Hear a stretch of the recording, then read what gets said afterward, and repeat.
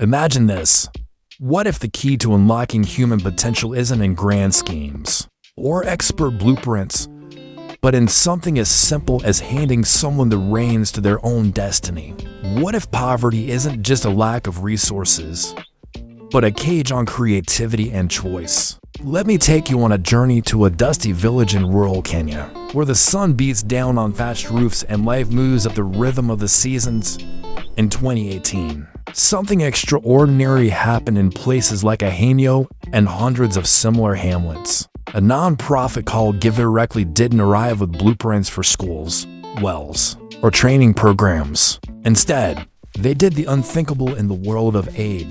They handed over cash, about $500, often in lump sums, or installments, straight to poor households via mobile money. No conditions, no lectures, just trust, the only ask. Let researchers check back in to see what unfolded. Meet a farmer we'll call Joe. Stories like his echo across thousands of real recipients. Joe family scraped by on less than $1 a day farming a small plot, selling what little surplus they had at the market. When the transfer hit his phone, it felt like a dream.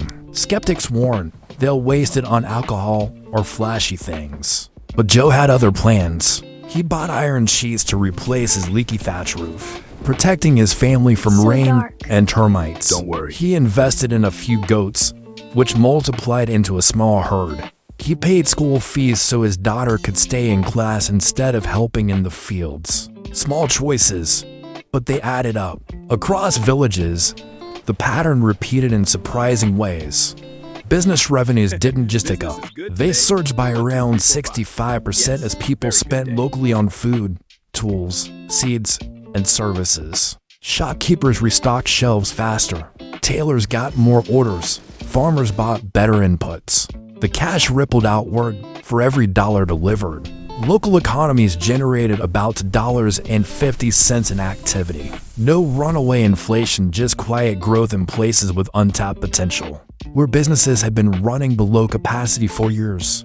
And the human side? Families ate better, with children skipping far fewer meals.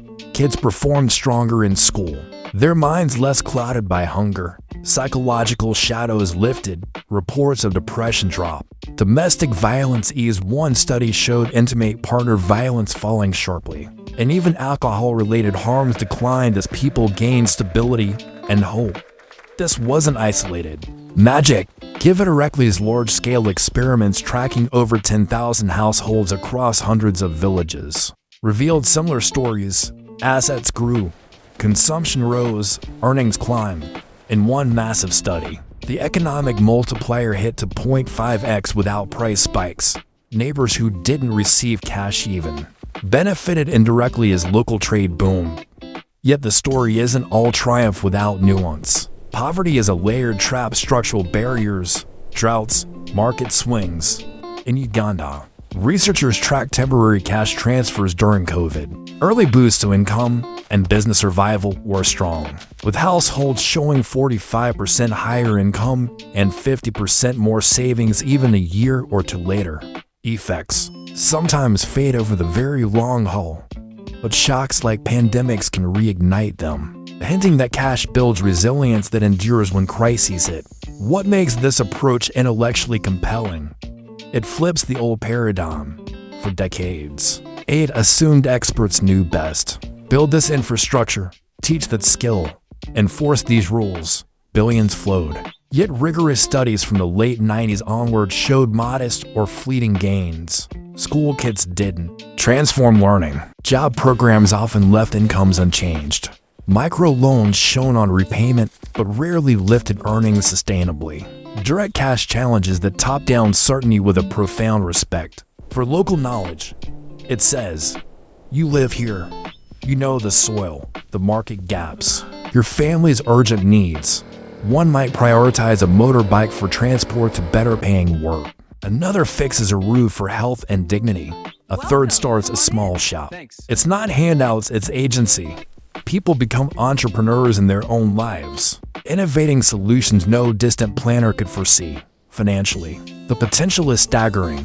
Wealthy nations and donors already channel around $100 billion yearly into global aid. Redirecting even a fraction toward proven cash models could reach millions more. Private foundations, philanthropists, everyday supporters, we all hold pieces of the puzzle. So here is the invitation, woven into this tale. Imagine if Joe's daughter grows up not just surviving, but thriving, perhaps starting her own venture or leading her community. These are hypotheticals.